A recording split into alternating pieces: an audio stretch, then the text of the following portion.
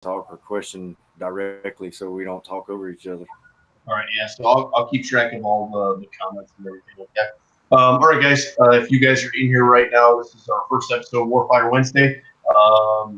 We are going to be talking about the aggressive mindset. We got Instructor Zee in here. We got Travis, 2C Med, and we got Kurt McCormick, and we have me in here. So we're going to be doing this once a week, and we're pretty pumped up for this. So if you guys got any questions or comments or anything, make sure that you guys post that below, and we will answer as many questions as we can.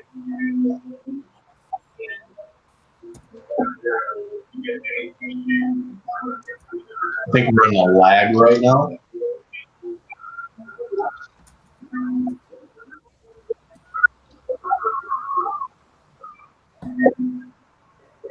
All right, so we are talking about those two police officers.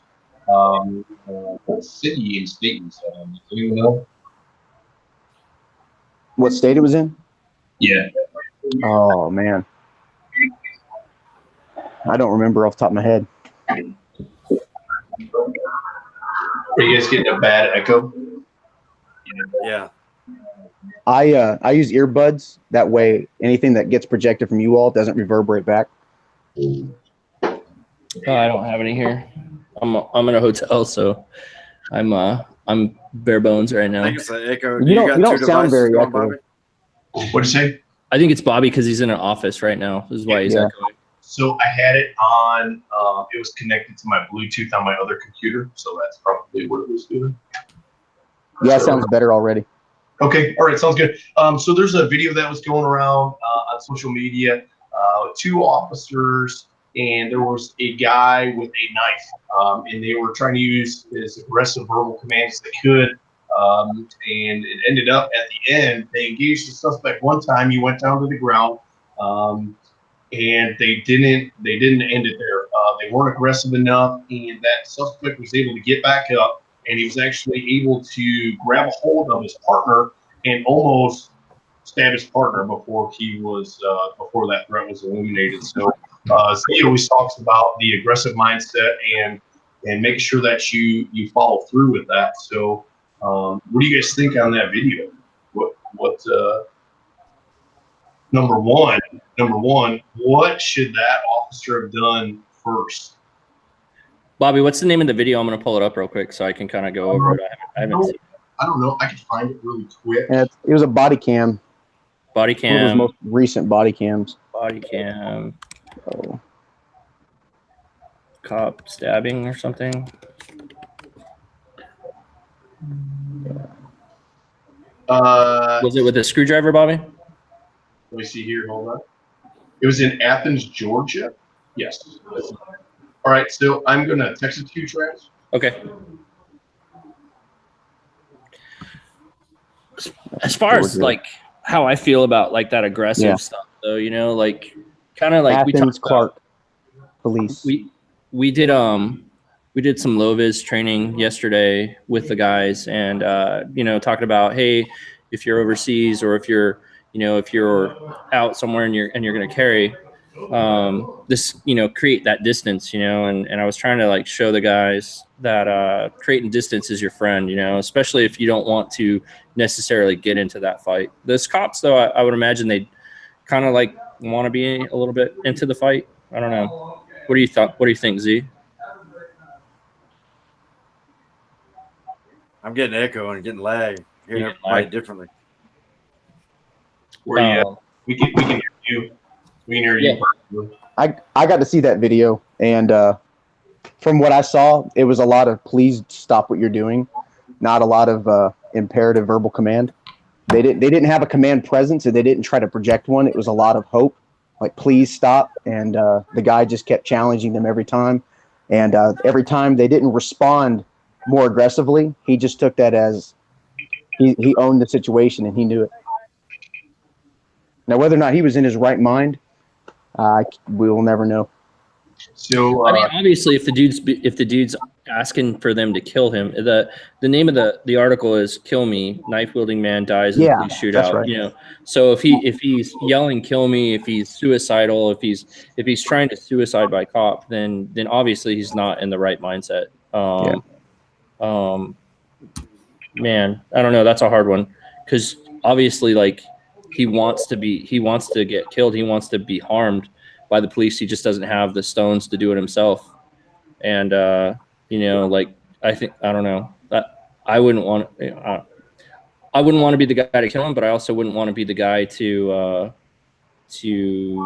get hurt or injured by that guy as well.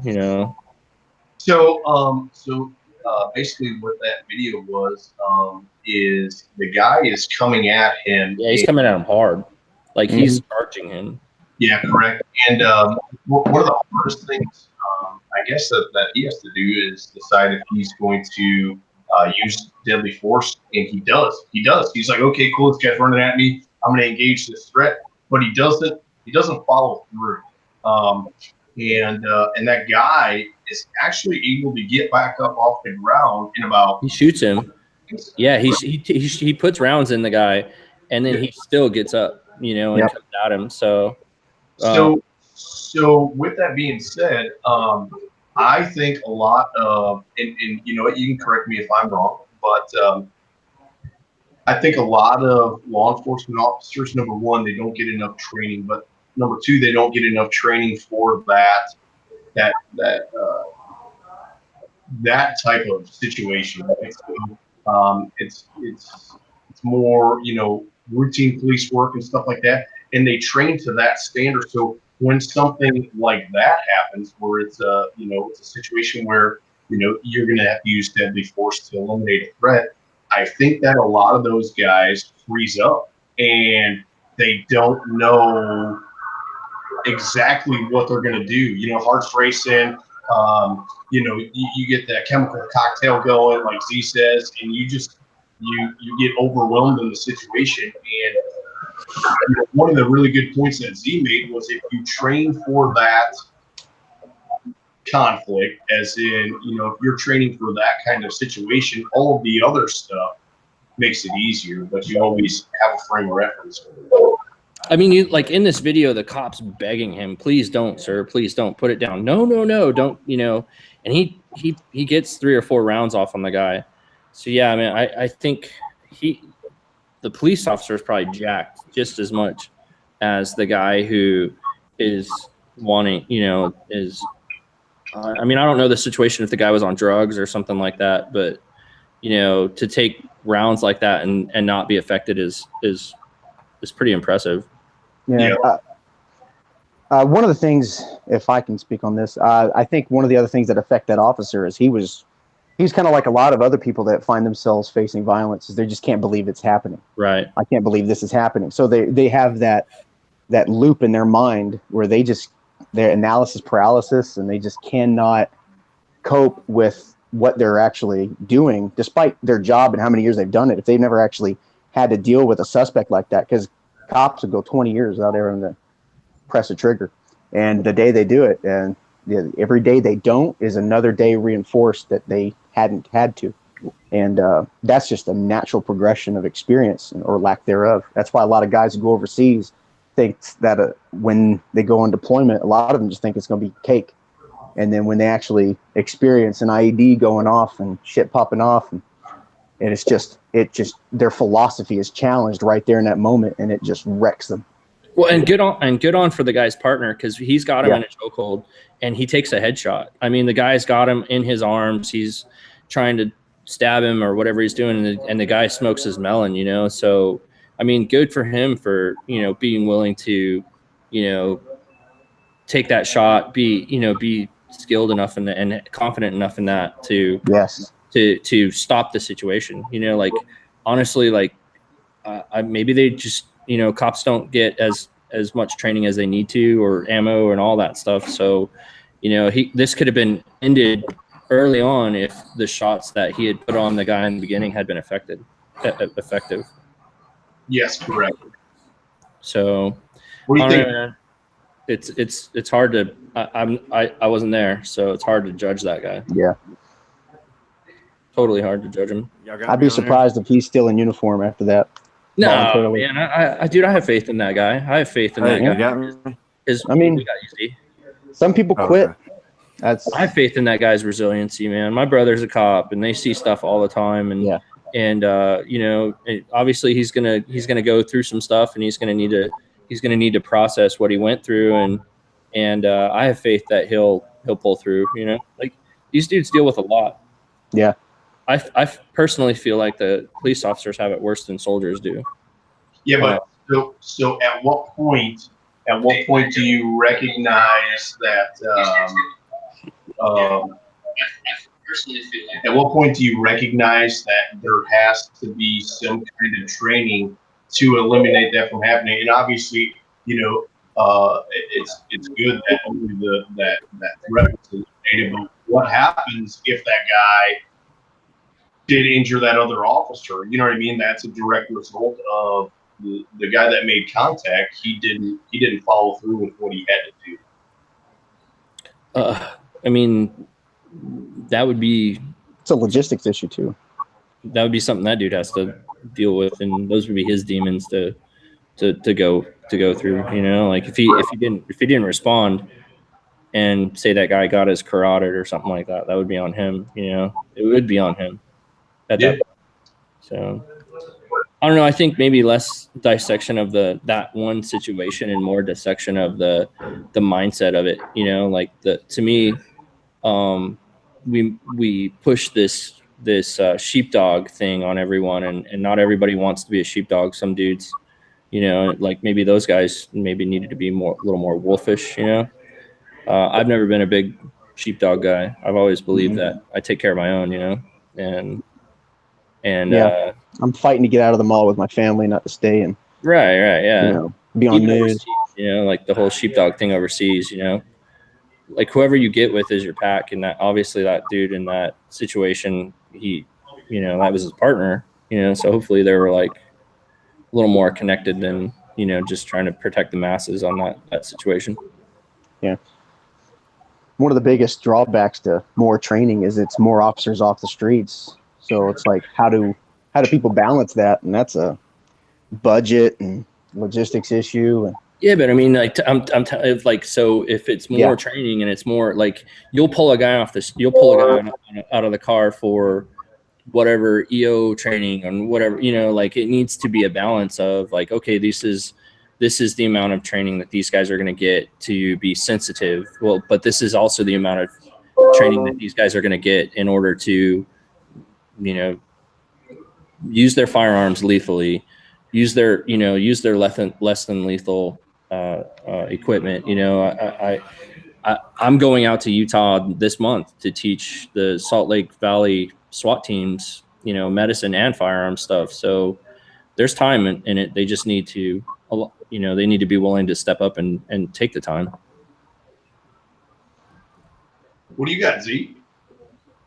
So y'all picking me up now? Yeah.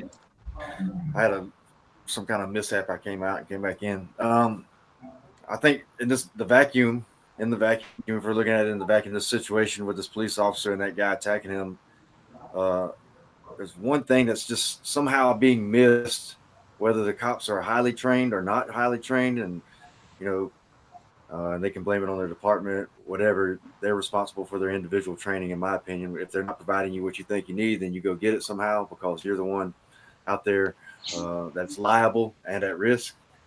But in this particular situation, one thing that I know that has been ingrained in my head, and Travis as well, because he's from the same unit that I served with at one point in time. And it's not that I'm pushing CQB in general, close quarters battles, but the nature of CQB forces you to move forward. Yes. Right. And we talk about mindset. Bobby, you and I have talked about this. We talked about mindset of moving forward. And yes, inherently in any combat situation, you want to have controlled aggression and be able to move forward and establish control, you know, whatever it may be, like a suppressive fire or just establishing control of the position, dictating the pace, so that the enemy can't dictate what you're doing. Right. Yep. So on a smaller scale in this situation, once he put shots on the threat, and the guy was was left vulnerable for a split second, right? And I know the speed of violence is very quick, right? And you're thinking about things. But if it's ingrained in your head that I move forward, and as soon as I have the ability to affect violence and move into a better position, remain mobile and close with and control the threat, I need to have that become subconsciously a part of me if I'm in that line of work, right? Cops, I see them so many times, and it's not all cops, but in many videos you see them engage and even stop the threat sometimes, but they're continuing to run for a different angle or to a different direction to set up cover once they've actually eliminated the threat, or at least made the threat vulnerable enough for them to close in and get control. This guy went down to the ground temporarily really quick. And if you're thinking with the mindset of CQB, you move forward and maybe I still continue to shoot. Whatever I do, I close the distance, and he doesn't have that ability to counterattack again, right? And I know that's in a vacuum, and there's a lot of things going on with this guy, but that's just what I see in the black and white from what I can tell from the video. Yeah, I definitely I agree with Z in that, like, he had the opportunity. You saw him backing up. You saw him trying to give that guy distance, and the second he had to turn that on and switch it from wanting to give him distance to I need to now kill this guy, he should have stopped backing up, but he continued, and he should have taken us, at least even if he didn't move forward and be aggressive, he should have just stopped, because number one, he's not effective in his marksmanship as he's trying to back up, because he's thinking with his feet are moving, his hands are moving, everything's moving. Had he taken an aggressive posture, even just stopping and shooting, he would have probably been a lot more effective on stopping that guy right then and there. I think this video also, and we don't know if there's any chemical substance in the guy's bloodstream, maybe causing him, you know, I know some chemicals cause guys to freaking fight a little bit harder than most, right, depending on what he's on. And I don't know the backstory of that, but I think it is a good example, despite whether or not he had drugs in his system or not, that made him more aggressive. Even after you're shot, I think it's a good lesson learned for guys out there that practice self-defense, and they think that one or two shots is going to eliminate the threat, right? And he's going to stop coming at you, and they think that the gun is the answer. In this case right here, you see that he shot. He didn't take advantage of that slight pause when the guy hit the ground to move forward and take control. The guy got back up because those, how many shots was it, 4 or 5 or so? It was 4 or 5. They didn't do the trick. They didn't do the trick. The guy came in, he was still fighting. That's the threat is still there. And the guy got his hands on somebody. So I know I'm always pushing my agendas, but that tells me that that gun solves some problems if you hit the right spot, if you got the right threat, if they do what you want them to do, which is stay down or be slowed down by those shots. But if they don't, what's your next tool? What do you do next? And we see where this went. This guy got his hands on somebody. Now what do you do? Well, they tried to go to a taser, didn't they? Limited at that point. They tried to go to a taser, didn't they? So they went from lethal to less lethal for a second. I didn't understand that part at all. Yeah, that's again back to that hopeful thinking that those first 4 shots would just initiate pain compliance, but he wasn't incapacitated physically or mentally. He just fell over and then got up. Yep. It's just you got to have hands-on skills. You got to be confident there, or else you're going to make poor decisions when it comes to using your other tools. These are if you're confident hand-to-hand with a man enough to where you're not going to have that subjective fear issue. And by subjective fear, I mean, yeah, what's scary for you may not be scary for me, or vice versa, right? And that don't hold up in court. That doesn't hold up in the people's court even. Like subjective fear, yeah, I was scared of you, but people are going to look at this cop and say, well, why were you so scared? You should have put your hands on him instead of worrying about this or that. And, you know, and I know it's not fair necessarily for us to. Well, and that's something that those guys probably think, those police officers think about when they're in these situations. They, you know, it sucks, but they're not just thinking, what do I have to do to stop this and get out of this? They have to think in a way of, what do I have to do to cover my ass later on? You know? Because that's something that they're going to deal with. And you know, when you this chosen profession, you know, it's one of those things. Do I want to throw my career away over this one incident? And you know, hard call, man. I respect the guy for making the decision he made. Hopefully he recovers from it and keeps the uniform on. You know, I don't know. I wouldn't want to do it. It's not something I policed all over the world, and policing people in this country is not something I have any desire to do. We got a question from Ben Williamson. He says, I couldn't figure out why after having used lethal, the one cop asked for non-lethal. I think he's referring to the part where just as that threat gets to his partner, he screams out, taser, or tase him, or something. I think he was worried about hurting his buddy, potentially. Yeah, I think it was proximity. He was probably worried about taking, either shooting himself or shooting his buddy, or, and he's just, who knows? Yeah. He was going, and maybe in his head, he's thinking like, the gun didn't work. So maybe let me try something else. I don't know. Who knows? Like Kurt was saying, like he's in that lag point. His bandwidth is freaking met its limit.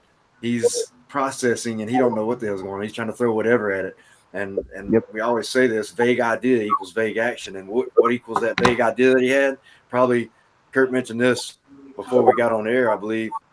He's talking about individual training and isolated training for one particular skill is good, but you have to have complex training that involves all those individual skills, and like force on force or having force on force is a big one. Force on force with these guys would have helped out a lot, because you can apply pressures that you wouldn't normally. Sorry, I've dropped the leash.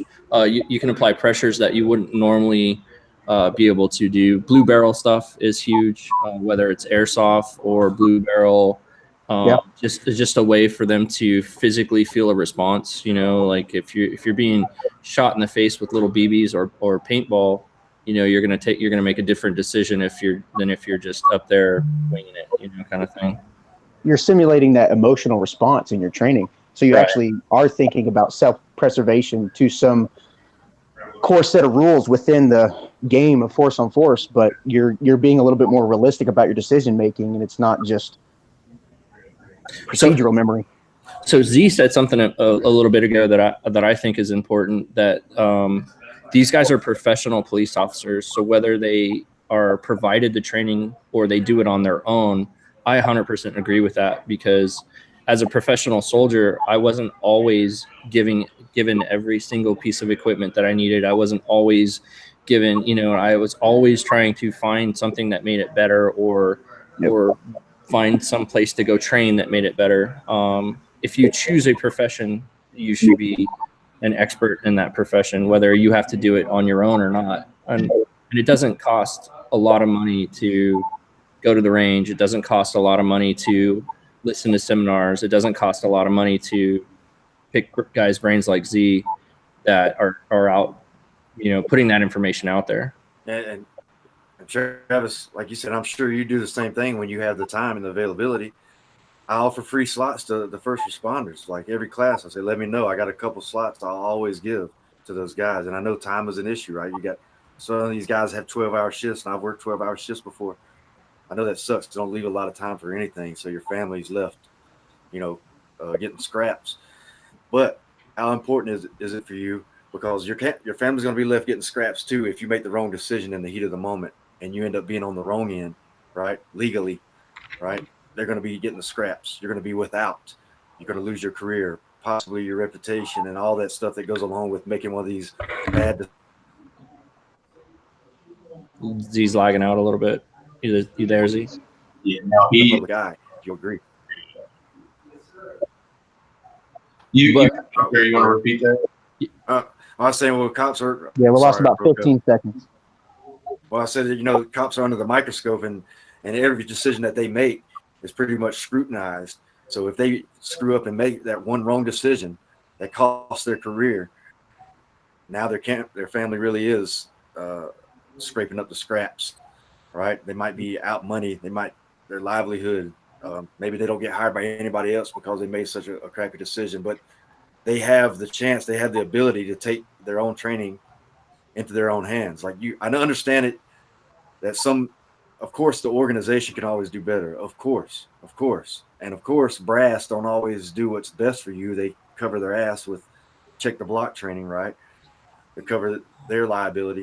But if you're lacking in some area, or that when you went to a car and somebody made this weird movement and it freaked you the fuck out, and you thought about that later and said, you know what? when he did that, I had absolutely no idea what the fuck I was going to do next.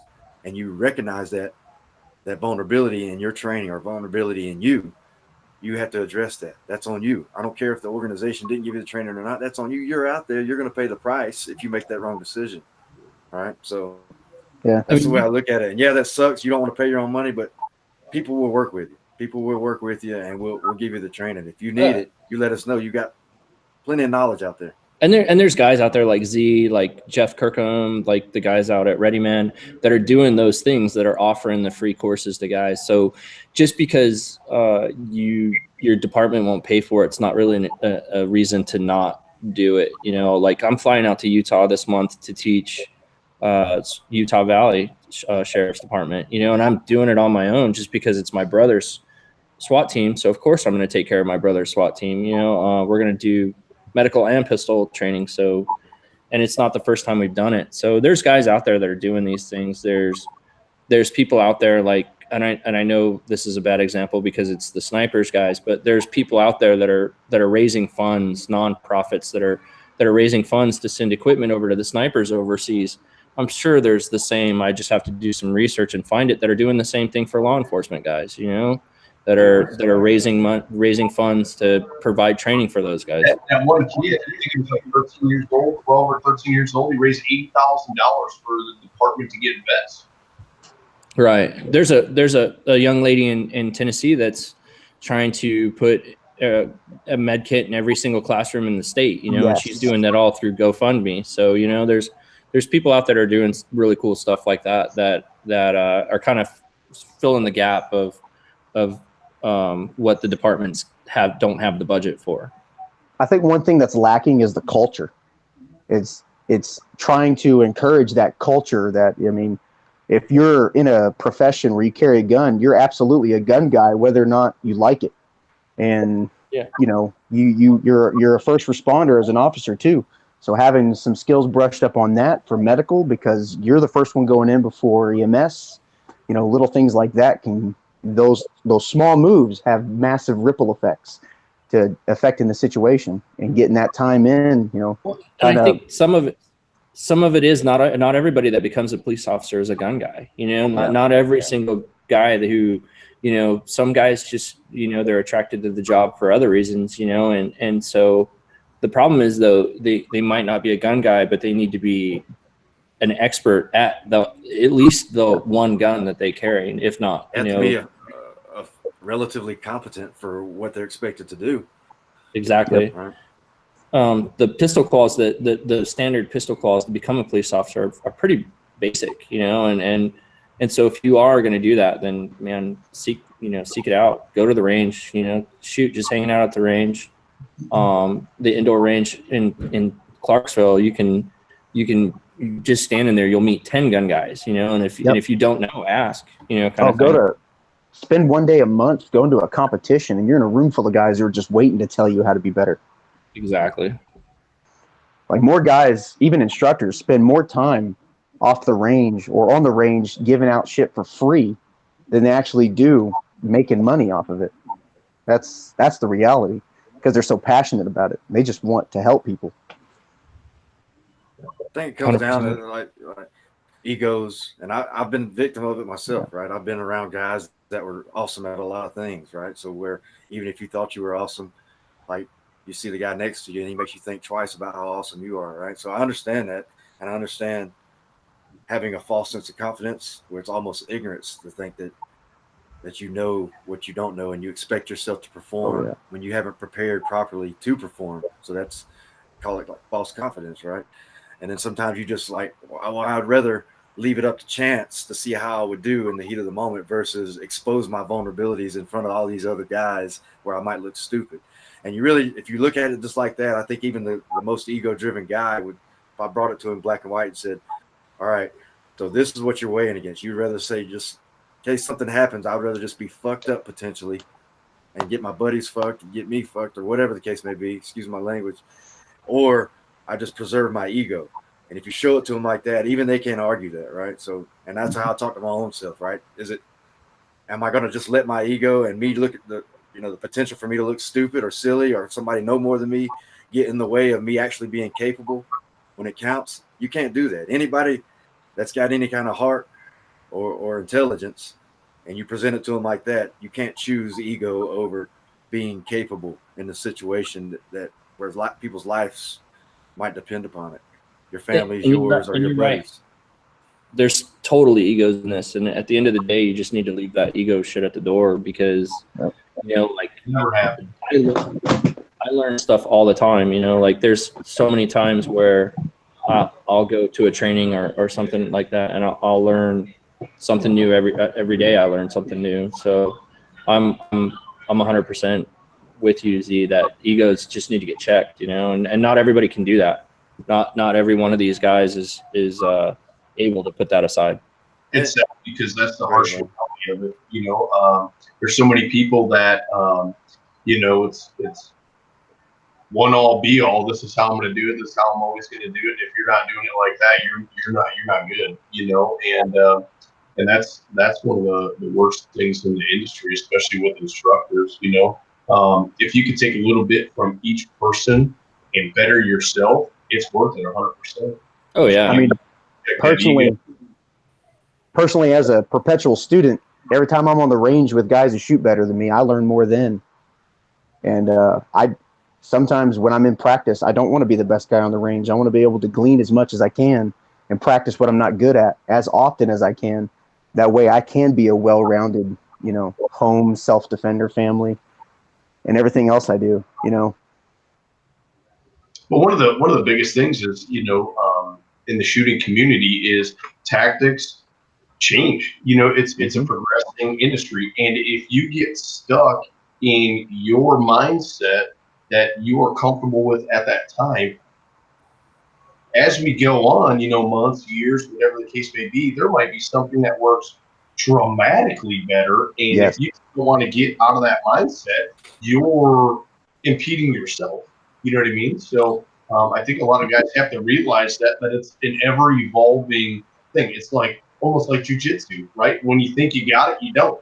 You know what I mean? And there's always something new and something better. And there's a new drill, there's a new standard, there's a new way. And if you can keep evolving, it just makes you better at what you do. So one of the things too, when tactics do change, is not just going like adapting to that tactic and not reverting, because like I see it all the time on the range where we're teaching guys to be more upright standing when they're shooting pistols. We're not teaching the arms outstretched. We're teaching more of a relaxed stance, and you'll see a guy take like 10, 15 rounds trying to do it the new way, but then his body automatically starts going back to that old way of being stretched all the way out. And so what it is you just have to realize that, and you have to want to evolve. You know, you have to want to go, oh, yeah, I'm going back to my old way. You know, I need to, because it takes a lot to create habit. It takes like 3,000 repetitions to create true habit. You know, like mindless, I don't have to think about this habit. It takes a lot of repetitions.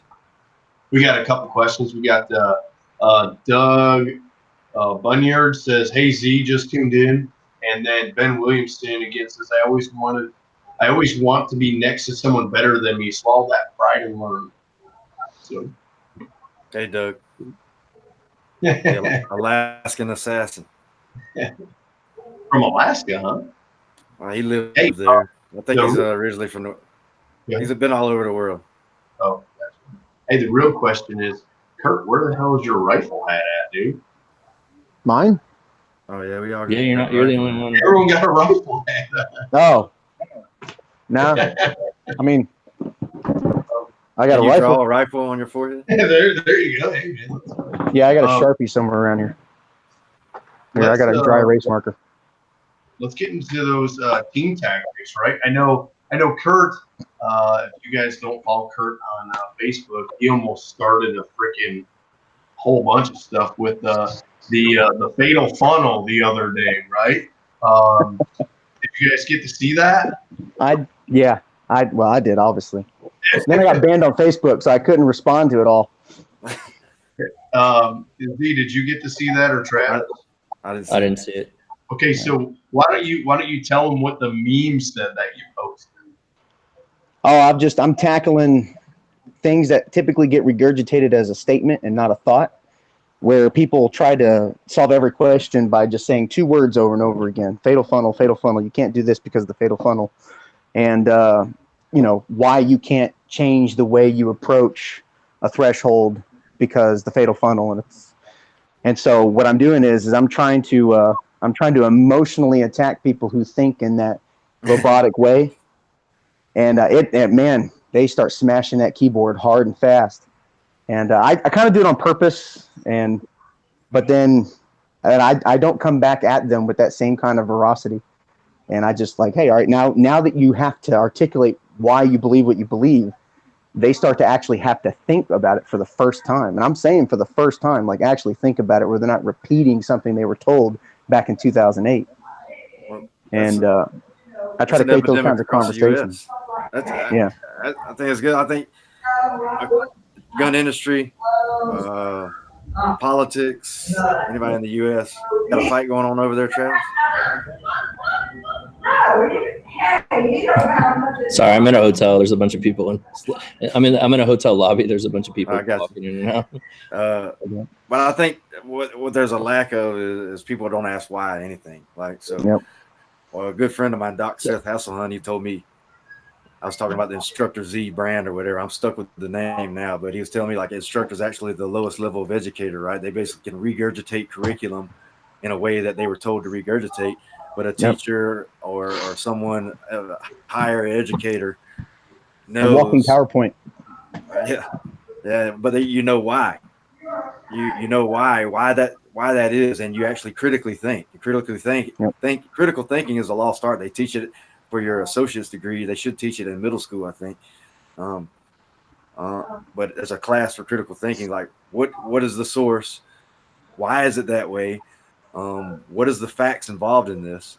Right. So everybody, when we're talking about tactics in the gun industry, you'll piss them off because they heard it this way and that's the way it's always been, and they haven't thought about why is it that way. So what is the fatal funnel? When do you need to worry about the fatal funnel?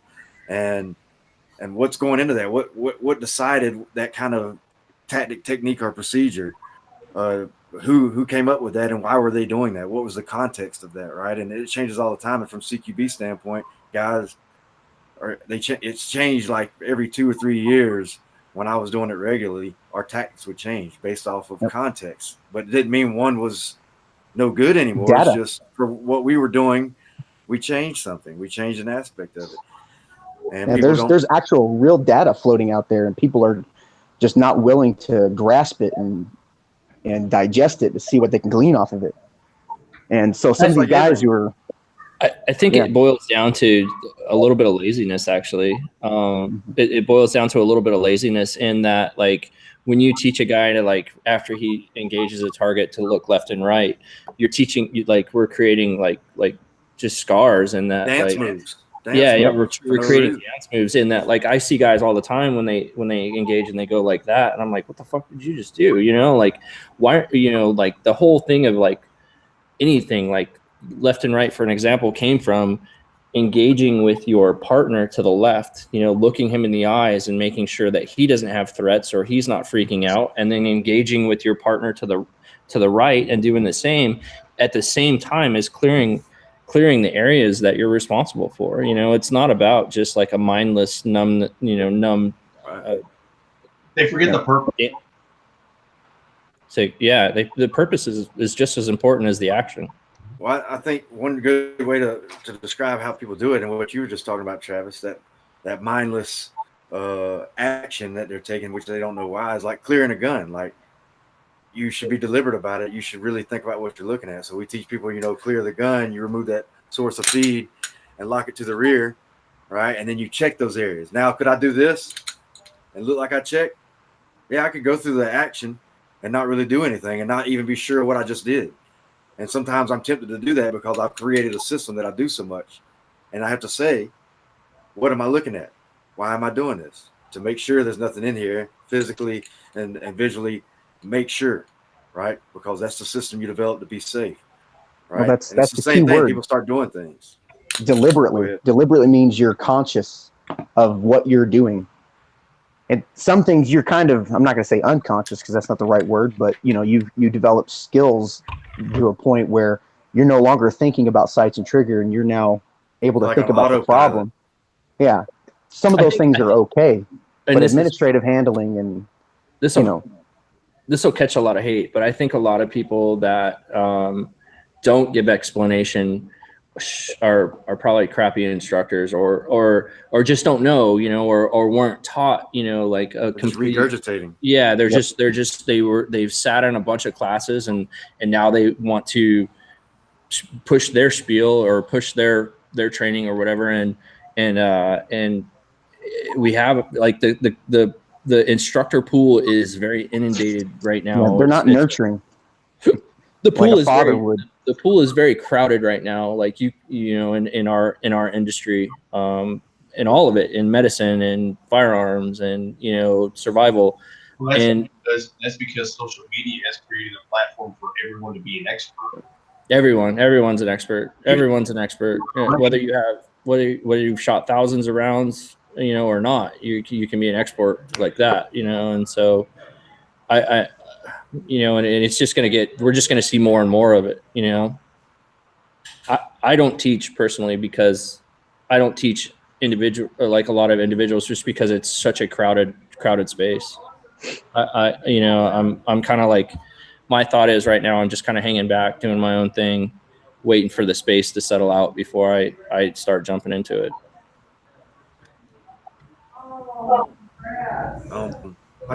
I see what you're saying, Travis, and it is like that. It's like it's saturated right now, and what I've seen, I guess, helps. I didn't want to be in this limelight either. Really, I wanted to sit back and do what I like to do, interact with people, right? Tell them what I know, learn what they know, if it benefits me, and just get the best of both worlds. But then eventually get thrown into this stuff. And what I've realized through teaching, and some you guys probably realize the same thing, like if you really truly have knowledge about how things work when it comes to this gun industry, the tactics and the techniques and the procedures and everything that goes on, like it really could be simplified. There's a lot of stuff that everybody's skipping over to teach. And yeah, that's the cool stuff, right? Running and gunning and looking cool. And we mentioned it earlier. We're talking about force on force, like actually having a person that a threat that elicits some reaction from you versus Someone that me says just shooting no. paper. Yeah, somebody says no, or Physically somebody. and verbally. Yeah, me and you, Kurt, we could do a drill where I do bang bang, and you give me 10 different reactions as the threat that's being engaged upon, and I have to think about every one of those actions. Like, oh, I shot him 4 times with a bang bang, and he gave me this reaction that time. So what did I have to do? And that generates my thought. Simple as that. We could do that in the office together with 10 minutes before we went on shift. You know what I mean? Like, all right, give me something. I'm shooting you, and give me throw a curveball at me, and then all of a sudden that generates thought. All of a sudden I become more deliberate about that thought. I don't have a vague idea anymore of what I might do, because we can troubleshoot that, and then we can come up with some deliberate action, or even put into training if it's something that we don't have a skill to do. Then we have to train that a little bit more. You know what I mean? Well, go back even further when we were talking about, you know, people's frame of reference. Every time they've done something and they've succeeded with it because of compliance, the threat complied. Maybe not. They weren't incapacitated physiologically, but psychologically, and that kind of worked in their favor, where they just chose to go ahead and comply with whatever situation it is. And then the one time the suspect or threat says no, and just shatters all those frames of reference, because they focused on all the false readings of why it succeeded, why it worked over and over. And Right. and that's where I'm trying to, you know, expand my own personal knowledge base and experience by looking at things like that. I don't want to look at things exactly why they work. I want to look at why they've failed. I can see. I love having luck on my side, but I want skill, knowledge, and competence to also bring to bear. I think one of the other problems too is, like in anything, there becomes a panel of experts that, and if you venture off what that specific panel of people say, then you, like, because social media is such an easy thing to go to, people will just start attacking you. Or like if you disagree with like one of the so-called experts on something, then you'll just get attacked, and they'll people try to discredit you, And so I think because of the ease of, you know, we were talking about it earlier with your meme, the ease of people just to come at you on the keyboard, it's ridiculous, man. It's I would only go to guys like Carl or Z, or if I wanted to tune myself up, those are dudes that I'm going to go to. Yeah. But there's so many guys out there, like, and I know that, and I've worked with those guys, so it's easy for me to know to go to guys like that. But so many people haven't worked with people like that don't know to go to people that are putting out solid information, because experts online told them otherwise, you know, like not otherwise against Carl or Z, but otherwise of a certain tactic or technique or style rifle or pistol, anything like that. It's the same thing in that little group of guys that you're talking about, you know, with Carl and Z and Kawa. But there's also dudes from that same community that a lot of guys don't, you know what I mean, that don't agree with on some of the ways that they instruct. So it's the same way. I guess it's just in who you're most comfortable with, I guess I would say. Or who I would say when you pick an instructor, you're putting, depending on what the instruction that you're going for, you're basically putting your life into their hands at a later date. So choose wisely, you know, kind of thing, you know, like the guy or gal that you pick to teach you a skill, that skill could be something that turns the tide in a situation that, you know, you don't know, whether it be a gunshot or medical training or you know, survival training, you know. And so I personally, I'm going to go to guys that have 20 plus years of doing that job, you know, and in high risk situations, you know, like Carl or Z or Kawa, or, you know, there's like, you know, one good Johnny indicator Primo. One indicator for anybody out there that's looking for an instructor. I won't badmouth instructors, right? But I will say that anybody that leans on the word absolute, say this is the way it has to be done every time. This is what I told you, and this is how it does. That's a red flag to me. And I'm not saying those guys are dumb or stupid or anything. I'm just saying that I was once a guy that thought in absolutes because I only knew so much. I was limited in my experience and my exposure to certain things, right? I think we've all been that to some degree. Like when you're indoctrinated in whatever organization that you're in, that's all you know, and why would you question that, right? So, but at some point you reach a level and you start to think critically, and you're like, well, I see how that is it true, doesn't hold true for my situation now, or whatever the case may be, and you realize real quick that one thing, what I tell you may work, but it's not. I can't sit here and say I have enough knowledge in my one little human brain that knows that this is the absolute only way to do this the best way every time. I can't tell you that. If somebody tells you that, then they're fooling themselves, or they're ignorant.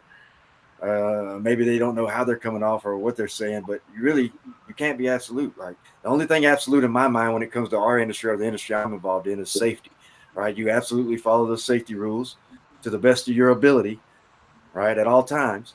And then everything else, I like to do it this way. I like to hold it that way. I like to give this much pressure. I like to put that much trigger finger on it. The proof's in the pudding. You see how I do it. You see if you like it, if it works for you, if it works in that situation. And then back to the training. So how do you have a good idea of what works? Well, you train and put yourself in a lot of those different situations, scenarios, force on force, not just the individual flat range skills. Yeah, you got to be good at that stuff, but you got to be able to apply it when it counts. Right? Mm-hmm. Having tools but not being able to implement them, useless. So absolute, anybody that says this is the only way, look for those words. That's a red flag for somebody that not necessarily bad, but maybe they're not ready to tell you the why behind things, because you got to tell me why that's absolutely all the time correct. Right? And I don't think many people can answer why when it comes to tactics, techniques, and procedures when they say it's absolutely the only and best way. We got a couple comments. Doug says, power to you, Travis. However, I will look forward to when you start teaching your med skills to the public. And then. So if you hit up Z and Carl, and Z and Carl put on a med class, I will teach at Z and Carl's med class. That'd be about the only. I just don't like to. I don't know. I don't like to. I don't. It's a hard thing for me. I travel a lot, So if Z and Carl want to put on a med class, though, I'll put on a med class tomorrow. We got one from Ben. It says agree force on force training is invaluable. If taken seriously, the brain doesn't realize it isn't real. That adrenaline dump adds a whole new dimension.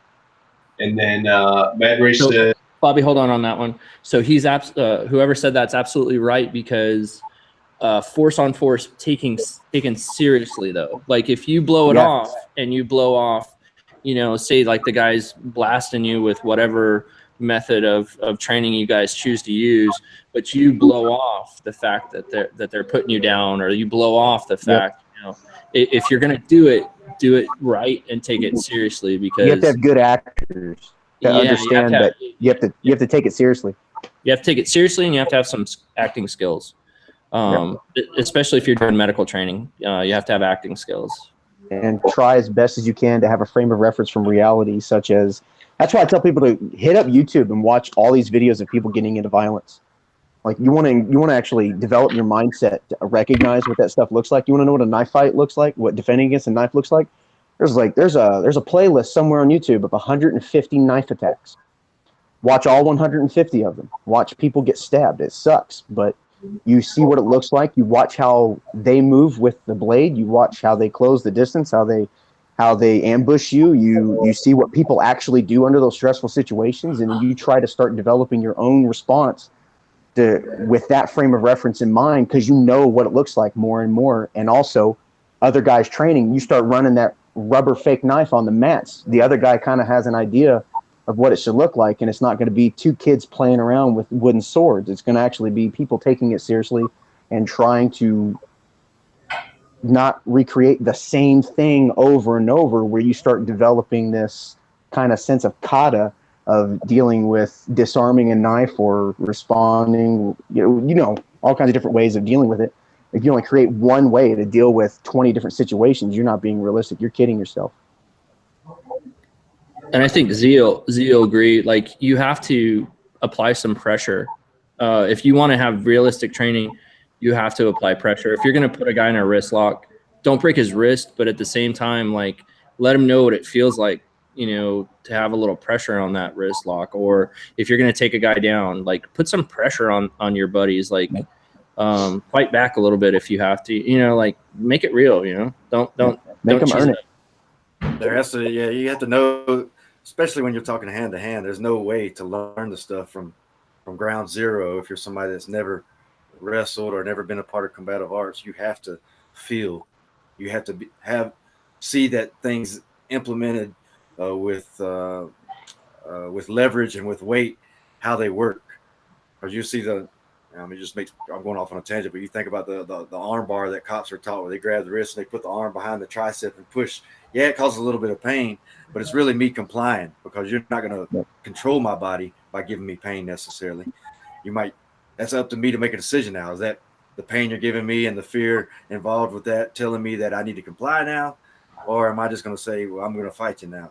Nothing used to piss me off more than showing up to PT and Z having combatives PT in the morning when I used to get so mad.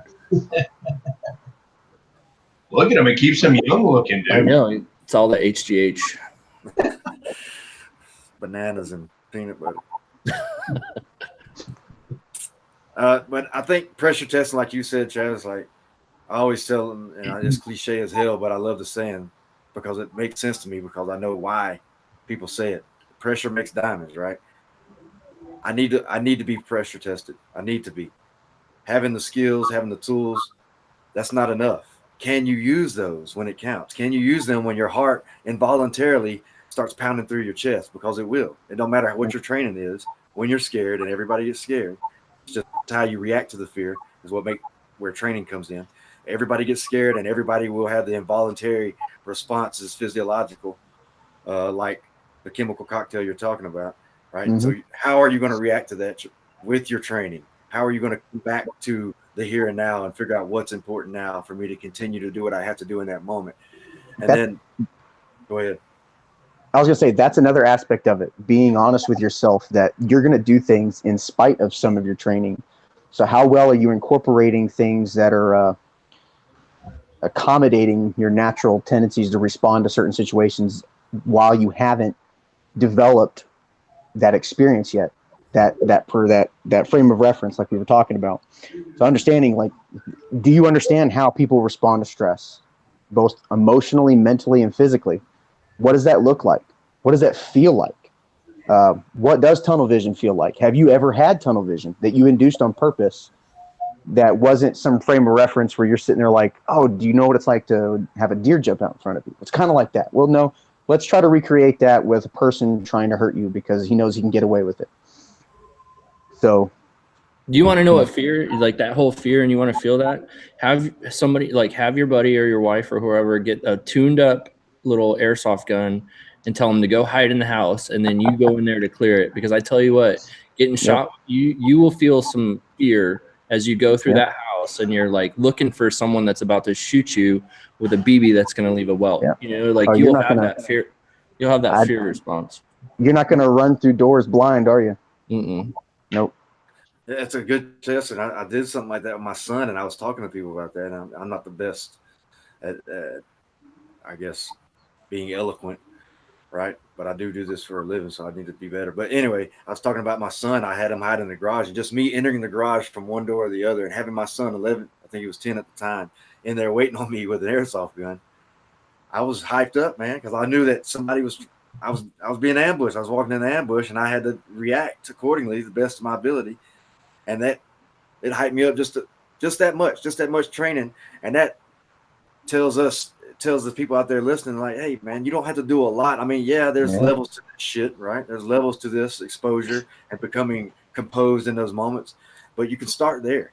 Like, so if you're what's your end state that you have in mind? Is your end state that I want to be real good at target shooting, real slow from 25 yards and out? If that's your end state and that's all you're training for, by all means, go get real good at those fundamentals, not disrupting those sights when you press that trigger on the flat range with limited context, right? But if your end state for you is that I want to be a protector, don't tell yourself you bought a gun and you know how to draw it fast from the holster that you're a protector now. Or you're a cop and you have a badge and you went to the academy, you're a protector now, because that's not true. That's false, right? You have to expose yourself day to those one. things. You have to expose yourself to those things, and you have to be capable. If your end state is to be capable, then you need to figure out what is involved in being capable in a violent situation where fear is involved. And you need to start working those tasks and training for those tasks, right? And that involves a lot of things. And like you're saying, it's not just like, it doesn't all just happen, you know, like I like to think like I'm a pretty patient person. I feel like I've developed a lot of patience overseas because of language barriers and work ethics and stuff like that. So I'm really good at teaching like female firearms courses, you know, like, and it's not like, it's not something that just happens. You can't like, so this is for like all these guys and gals out there that are just want to go jump into this and absorb it all at one time. It takes time, you know, it takes a lot of time. Z, how many years did you do? 21? 21. How many years did you do? 20? I'm at 21 right now. So it takes time for these skills and these habits to develop. And so, you know, don't just think that, you know, if you take your wife to the range or you take your kid to the range, that they're just going to pick it up like that. It's going to be something that, you know, you're going to have to show some patience and be willing to let them make mistakes, you know.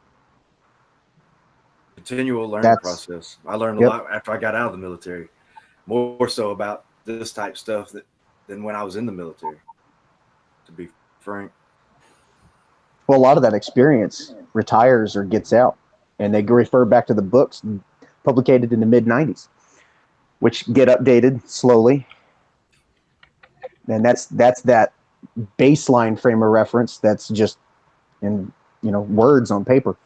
Right. That's how many times have you had a class where a guy goes, hey, this is how the book says to do it, but you should probably do it like this because one time I was in that situation and I had to do it like that and I had to do it like that.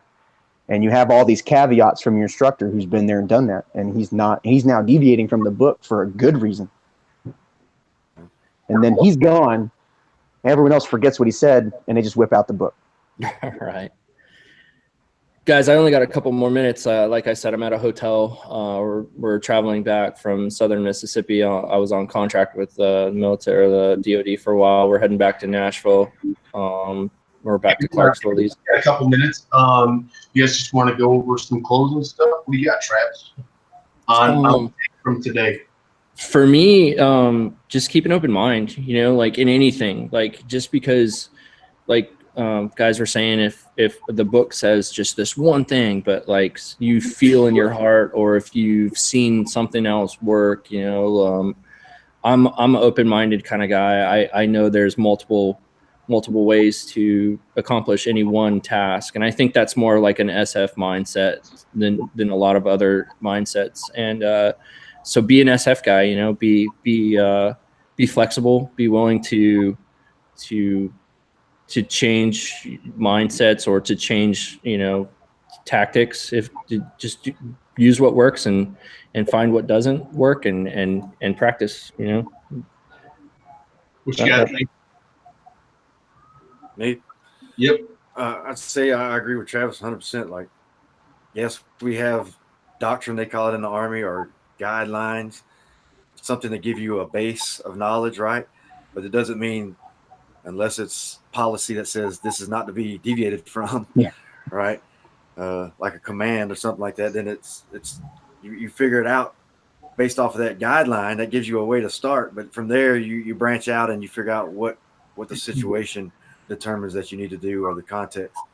And lastly, I think is guys, just train. Like,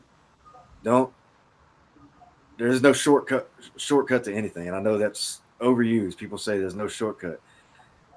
I thought there was shortcuts at points in my time. I thought that I was like, oh, I'm at the pinnacle of fucking awesomeness at one point. And I still didn't know half the shit I know now, you know. And that's even when I got out of the military. I didn't know a lot of shit. I thought I was pretty awesome, but I'm still learning. I'm still learning, man. So I was just ignorant. I had a false sense of confidence, and I use that to teach, because I can identify with all these people, because we're not saying, which we said about earlier about the egos, that you're just a guy that has an ego. All of us has had an ego. I don't care what these guys say. Everybody's got an ego. Everybody has avoided being vulnerable and looking stupid at the cost of their own benefit, probably. And it's just a daily process of working through it.